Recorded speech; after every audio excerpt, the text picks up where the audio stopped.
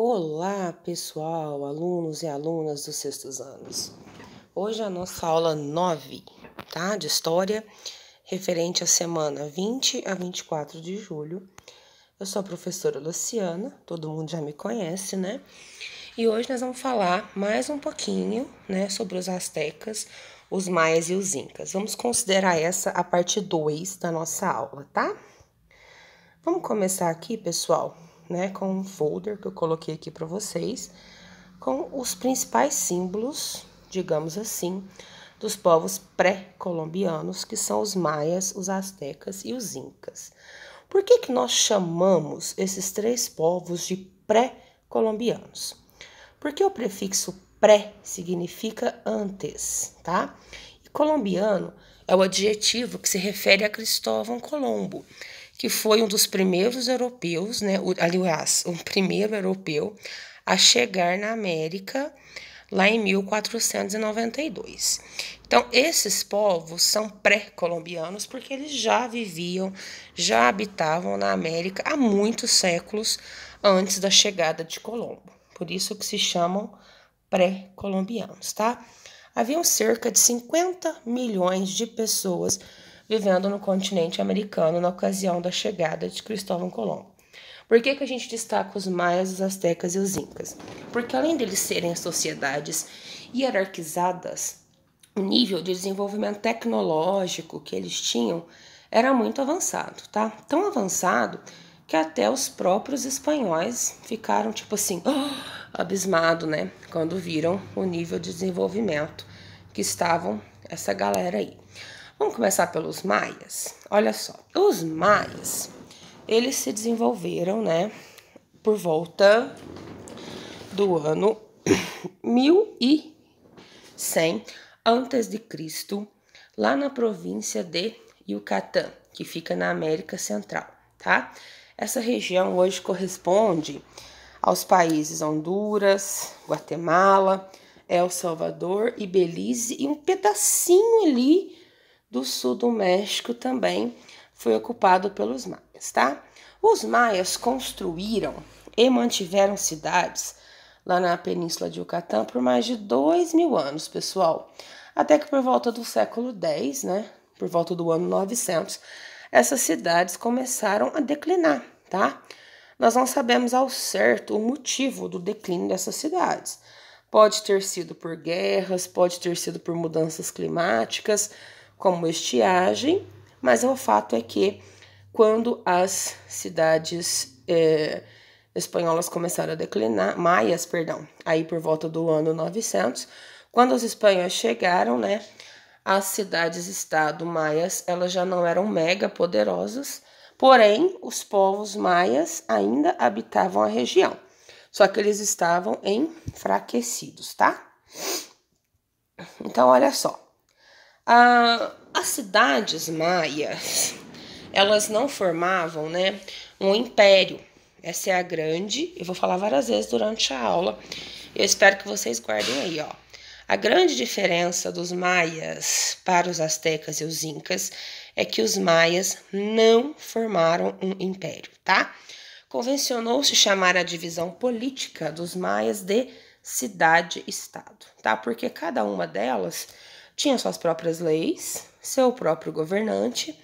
Muitas vezes, né, esses governantes, eles eram teocráticos. Lembra quando a gente aprendeu lá no Egito? Que um governo teocrático é aquele, né, que representa uma divindade na Terra. Por isso ele tem o nome de teocracia, certo? Quais eram as principais cidades-estados maia? Palenque, Tikal, Mayapã e a principal delas é Chichén Itzá. Inclusive, na atividade, eu pedi para vocês preencherem uma tabela. Vocês vão considerar a capital dos maias, tá? Chichén Itzá, tá? Então, olha só. Os maias não formaram um império, tá? As cidades maias, aqui eu coloquei as principais para vocês, voltando aqui, ó. Palenque, Tikal, Mayapã e Chichén Itzá, elas eram cidades-estado, ou seja, cada uma tinha seu governante e suas leis, tá? não formando assim um império, ou seja, eles não tinham um governador só para todo mundo, não tinha uma lei só para todo mundo, cada uma tinha, né, a sua independência aí. E o governo da maioria delas era teocrático. Olha só, tá? Os maias, eles são conhecidos como mestres da arquitetura. Por quê? Porque eles ergueram grandes palácios, pirâmides e templos que até hoje serve lá de pontos turísticos na região ali da América Central, tá? Os maias, pessoal, para poder controlar a agricultura e também, né, como função religiosa, eles elaboraram um complexo e eficiente calendário que estabelecia, né, os 365 dias do ano, como a gente tem hoje, certo? Segundo os estudos maias, né, de astronomia, que eram assim impecáveis, por isso que eu falei para vocês lá no início da aula, o ano, né, o Sol demorava 365 dias para dar sua volta completa. Então, o calendário deles é muito eficiente, tá? Além disso, eles também desenvolveram uma escrita que era baseada em símbolos e desenhos, assim como a egípcia, que a gente pode chamar de hieróglifos, certo? Desenvolveram estudos na área de matemática, com destaque para a invenção das casas decimais e o valor zero. Além disso, pessoal, como eu disse para vocês, né? Pelo fato de eles não terem formado um império unificado, isso favoreceu a invasão e o domínio por outros povos. O principal produto agrícola produzido pelos maias, assim como também pelos astecas e os incas, era o milho, tá? Mas eles também produziam abacate, feijão, cacau e pimenta, numa técnica chamada agricultura de coivara. O que é coivara, tá? É um sistema, os índios brasileiros também faziam isso, que não destrói as florestas, tá? Eles só derrubam, coloca fogo, na verdade, na área que eles vão utilizar, tá? Planta, colhe, depois as árvores crescem novamente ali naquela área. Então, olha só, um dos grandes povos pré-colombianos foram os maias, tá? Onde eles cresceram e se desenvolveram? Na Península de Yucatán, que fica na América Central, tá? Onde ficam hoje El Salvador, Guatemala, Honduras e Belize. Os maias formaram um império, pessoal? Não, tá? Os maias desenvolveram-se em cidades-estado, tá? Porque cada uma tinha suas próprias leis e seus próprios governantes. As primeiras cidades maias surgiram, né, há mais de 3.000 anos e por mais de 2.000 anos se desenvolveram a full, tá? Não se sabe ao certo, por volta do ano 900 depois de Cristo, essas cidades elas começaram a declinar. As grandes cidades, né, como Palenque, Tikal, Chichén Itzá, elas declinaram, né? Elas foram abandonadas, porém os povos maias não tiveram o seu fim, tá? Quando os espanhóis chegaram aqui na América, eles encontraram maias, inclusive os maias foram um dos povos que mais resistiram contra o domínio espanhol. Porém, né, não foi difícil conquistar os maias porque eles estavam em declínio na ocasião da chegada dos espanhóis, certo? E os incas? Os incas, né, foi o maior império do continente americano. Onde os incas se desenvolveram? Aqui na América do Sul, tá? Na Cordilheira dos Andes. Olha só. A capital do Império Inca ficava em Cusco. Olha em verde para vocês verem, ó. No Vale de Cusco, tá? Apesar da Cordilheira dos Andes ser um conjunto de montanhas geladas, cheia de neve e tal, dentro aí da região andina, tá? Existem vales, bosques, rios, né? Que são cercados de montanhas e foi num desses vales, né? O Vale de Cusco, que a civilização inca começa a se desenvolver, né? Lá no século XIII, tá? Por volta de 1430, né, essa civilização Inca, ela se torna o Império Inca, né, por volta lá de 1430, a partir da conquista de povos vizinhos, tendo como seu imperador, né, o cara recebia o título de Sapa Inca. Ele era filho do Sol, tá? Os Incas, por serem politeístas, também tinha aí um governo teocrático e absolutista. Além do Sapa Inca ter todos os poderes na sua mão, ele era visto como um deus, né? O que legitimava o seu poder era porque o deus Sol tinha dado esse título aí para o Sapa Inca, por isso que ele, né, tinha todos os poderes em suas mãos e as pessoas tinham que obedecer a ele. Todos os Incas, né, além do Sapa Inca, também eram chamados de filhos do Sol. Inclusive a língua dos Incas, né, ela não desapareceu, tá? Se vocês tiverem a oportunidade de viajar ali pela região por essas regiões andinas aí, né, vocês vão encontrar ainda, né, com descendentes dos Incas, hablantes del Quichua, né, que é a língua nativa dos Incas. E Inca em Quichua significa filho do Sol, tá? Aqui eu tenho uma foto para vocês, né, de um exemplo de umas ruínas de uma das cidades incas na região montanhosa da Cordilheira dos Andes, né? Aqui eu vou falar agora um pouquinho sobre a agricultura. A agricultura inca, ela também, né, como eu falei para vocês, ela era baseada no milho, tá? Mas eles também cultivavam algodão, abacate, amendoim, batata doce, batata e quinoa, tá? Como a região dos Andes, ela não é plana, certo? Eles criavam tipo essas escadas aqui, ó, chamado terraços agrícolas. O que esses terraços faziam?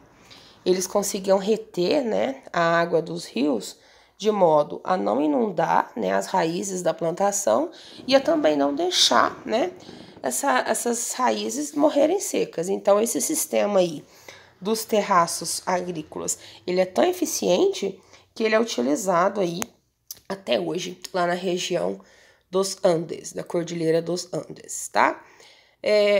Nem os incas, nem os maias e nem os astecas conheciam as rodas, e para transportar, né, a carga nessa região montanhosa da Cordilheira dos Andes, os incas, eles utilizavam, né, eles criavam lhamas e alpacas, né, que serviam de fontes de besta de carga, além de fonte de lã para fazer roupa para eles aí, tá? Dentro aí do sistema contábil dos incas, tanto para controlar o número da população, como para controlar, né, a produção agrícola, eles desenvolveram, né, um complexo sistema de contabilidade chamado quipós. Em que consistiam os quipós ou quipos? Eles eram um conjunto de barbantes coloridos, tá? Cheio de nozinhos coloridos.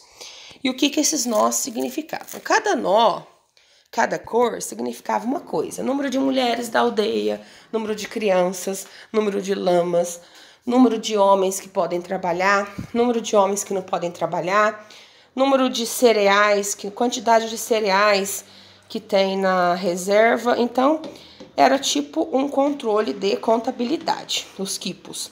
Era todo mundo que sabia mexer nos quipos, pessoal? Não, né? Não era todo mundo. Então, haviam especialistas, né, para mexer nos quipos, que era esse complexo aí, sistema contábil desenvolvido pelos incas. Aqui eu tenho outra foto, né, dos quipos para vocês verem.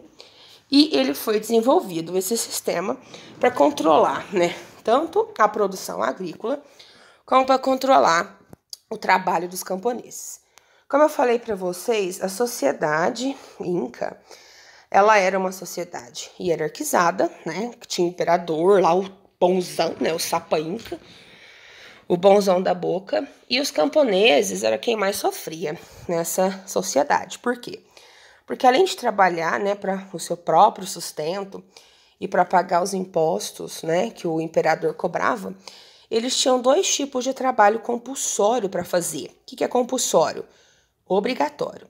A minca, né, que era um trabalho obrigatório alguns meses do ano nas terras do chefe da sua aldeia, e a mita, né, que era um trabalho obrigatório, 2 ou 3 meses por ano nas terras do imperador, para sustentar o imperador e os nobres. Então, os quipos também servia para isso, tá? Para controlar aí o número de camponeses aptos para pagar o trabalho compulsório da minca e da mita. Como eu já falei para vocês, né? A religião dos incas eram politeístas, os incas eram politeístas.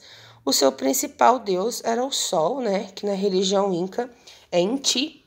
Eles realizavam sacrifícios tanto de animais como de humanos, certo? Fizeram algumas descobertas na área da farmácia, né? Como o uso da folha da coca como analgésico e para matar a fome. Nessa cultura, os meninos se casavam aos 20 e as meninas aos 16 anos.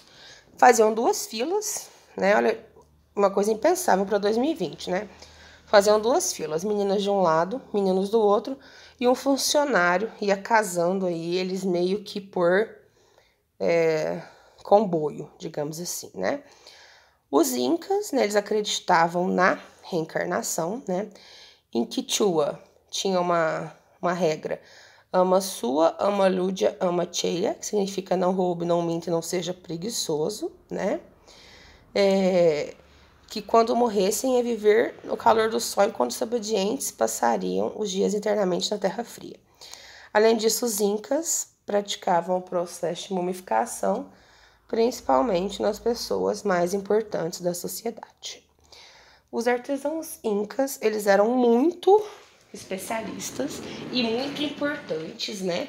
Aí na sociedade, faziam peças em ouro, prata e também em cobre e cerâmica. Falando um pouquinho agora, pessoal, para vocês, né? Dos mais famosos, digamos assim, povos pré-colombianos, que são os astecas. Começa a apresentação dos astecas com uma planta, né? Uma visão aérea da capital do Império Azteca, né? Na língua asteca, o Nahuatl, né? A capital do império se chamava Tenochtitlan, tá? Essa coisa mais linda aí, essa bela cidade, né? Que chegou a ter quase 500 mil habitantes, tá? Tenochtitlan, quando os espanhóis chegaram aqui na América, era maior, né? Em 1519. Chegaram na América, não. Chegaram para conquistar os astecas, perdão. Tenochtitlan era maior que a maior cidade da Espanha na época, que era Sevilha. Quando os espanhóis viram Tenochtitlan, eles ficaram realmente, assim, de queixo caído, de boca aberta, né?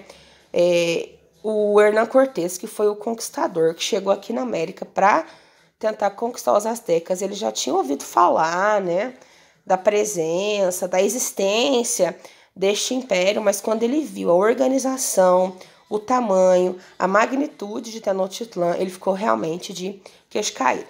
Olha só, agora vocês já conseguem, né, preencher aquela tabelinha dos exercícios que eu passei para vocês, ó. Incas, a capital, Cusco. Maias, não tinha capital, mas a principal cidade-estado, Chichén Itzá. E os astecas, né? A capital, Tenochtitlan, tá? Como que surge, pessoal? Os astecas, tá?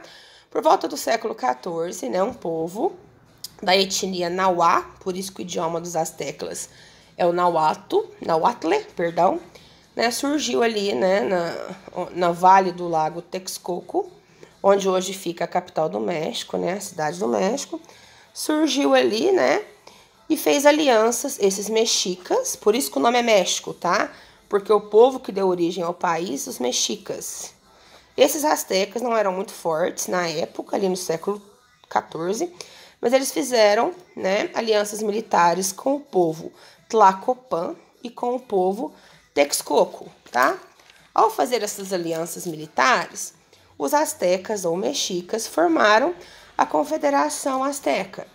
E o que essa Confederação Azteca fez? Essa Confederação Azteca, eles foram conquistando as cidades e os povos da região, na base da força, tá? Porque os astecas, eles eram bem violentos, até formarem, né, o Império Azteca. Como que o Império viveu? Como que o Império chegou a se desenvolver e ficar tão grande? Na base, né, da cobrança de impostos dos povos que eles dominavam, certo? Esses impostos eram usados para quê? Para, né, embelezar Tenochtitlan. Olha aqui outra visão dela, né, outra pintura dela. E para, né, fornecer um exército cada vez mais poderoso para o imperador azteca. O que eu quero falar aqui para vocês um pouquinho, ó. A sociedade azteca ela era hierarquizada. Daqui a pouquinho eu explico mais para vocês. O poder do imperador ele era hereditário, ou seja, ele passava de pai para filho. Isso é muito importante. Lá nos Incas, eu esqueci de falar, vou voltar e vou falar agora. O imperador Inca, o poder lá dos Incas não era hereditário, tá? O poder dos Incas, quando o Sapa Inca morria, o herdeiro podia ser filho, podia ser o filho mais velho de uma das esposas, porque ele tinha várias esposas. O imperador Inca tinha que brigar, mostrar que ele era capaz perante os nobres, né? Ele tinha que ter prestígio social, ele tinha que mostrar que ele era capaz, né? O imperador Inca, para poder ficar com o trono Inca. Aqui no Império Azteca não, tá? Quando o imperador morria, o seu filho mais velho herdava este poder, tá? Dentro da agricultura, o milho também, né? A agricultura também era a principal atividade dos astecas, o milho também, o principal produto. E o que os astecas fizeram? Magníficos canais de irrigação, né? Obras de drenagem e construíram ilhas de cultivo chamadas tinampas, tá? Eram ilhinhas mesmo, pessoal, que ficavam flutuando na água, tá? Estes tinampas eram onde os astecas plantavam o milho aí, o amendoim, o abacate, né? Com o milho, eles faziam panqueca recheada, tá? Mas não era recheada com o que a gente come hoje, não. Presunto e mussarela, não, tá? Eles recheavam com grãos secos, insetos pequenos e girinos. Então, a base de quase todos os pratos ali que os astecas comiam eram o milho. Como eu já falei para vocês, né? Eu tive que voltar lá para explicar a questão lá do Sapa Inca. A sociedade dos astecas ela era hierarquizada, tá? Ou seja, seguia uma ordem. Quem estava no topo ia mandando em quem estava debaixo. No topo desta pirâmide social dos astecas estava o imperador, tá? Depois vinha os nobres, os sacerdotes e o exército, tá? Os filhos dos nobres, eles frequentavam escolas. Essas escolas se chamavam Calmecac, tá?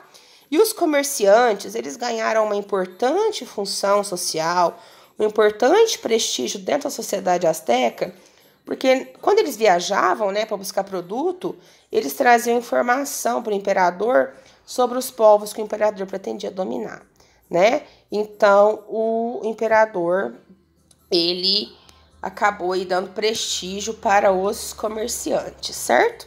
Então, nós temos aqui o imperador, os sacerdotes, os militares, os comerciantes e os artesãos. Lembrando que a galerinha aqui, ó, os filhos de quem tá no rosinha e no verdinho, frequentava escola, as Calmecac, tá? Os camponeses, que também eram guerreiros, e os escravos, eles não frequentavam escolas, não. Os astecas tinham o costume de escravizar os povos que eles conquistavam, tá? Os deuses astecas, né? Os astecas eram politeístas, os deuses eram inspirados nos fenômenos da natureza e os astecas realizavam sacrifícios humanos com os prisioneiros de guerra para esses deuses. Por quê? Porque a mitologia asteca ela era cheia de medo, cheia de mito, tá? E um dos maiores medos dos astecas era que o mundo acabasse em uma catástrofe. Para evitar essa catástrofe, né? Para evitar a ira dos deuses, eles tinham que fazer rituais, né, de sacrifício humano, matavam as pessoas, matavam os inimigos presos na guerra, oferecendo o sangue a esses deuses. Vários alunos já até discutiram comigo em algumas outras escolas que eu dei aula. Discuti assim, modo de falar, né? Nas minhas aulas expositivas, perguntando se os astecas eles eram antropofágicos, ou seja, se eles comiam carne humana. Não, tá? Os rituais que eles praticavam eram de oferenda de sangue humano aos deuses, mas eles não comiam carne humana, tá? Ó, em homenagem aos deuses, eles construíram a pirâmide principal da capital do império, tá? Acreditavam que sem as oferendas de sangue, o sol perderia o seu poder e o mundo chegaria ao fim, tá? Aqui uma das pirâmides até hoje, né, que é um ponto turístico lá do México. Né, para satisfazer o Deus Sol, os sacrificados, em geral prisioneiros de guerra, como eu já falei para vocês, eram colocados sobre uma pedra e seus peitos abertos para que o coração fosse retirado. Então, eles não comiam carne humana, eles apenas ofereciam sangue aos deuses, apenas, né? Possuíam também um rico artesanato, pessoal, olha que legal, ó. Tecidos, objetos de ouro, prata e artigos, né, com pinturas. Também criaram um calendário, né, com 18 períodos de 28 dias. Somavam 5 dias a esses 18 períodos para completar 365. Só que esses dias eles eram considerados vazios, como se fossem feriados assim, e nada poderia ser feito nesses dias, tá? A escrita asteca misturava desenhos, tá? Como vocês podem ver aqui, com escrita fonética, tá? Alguns símbolos, alguns caracteres apresentavam ideias e outros objetos e sons. Muito difícil também de escrever, tá? Somente os escribas sabiam escrever. Digamos, pessoal, que foi assim, né? Os astecas que inventaram o chocolate, tá? Porque eles acreditavam que as sementes de cacau, né? Vocês sabem que é do cacau que a gente faz o chocolate. Foram um presente dos deuses, né, para os seres humanos. Essa mistura, né, do cacau era tida como sagrada. E somente os nobres e o imperador asteca consumia, né? Essas árvores de cacau, elas existem há mais de 4.000 anos. E o primeiro europeu a experimentar o cacau foi o Cristóvão Colombo, quando ele esteve aqui no Brasil, tá? O Império Azteca, né? Isso é um tema para nossas próximas aulas.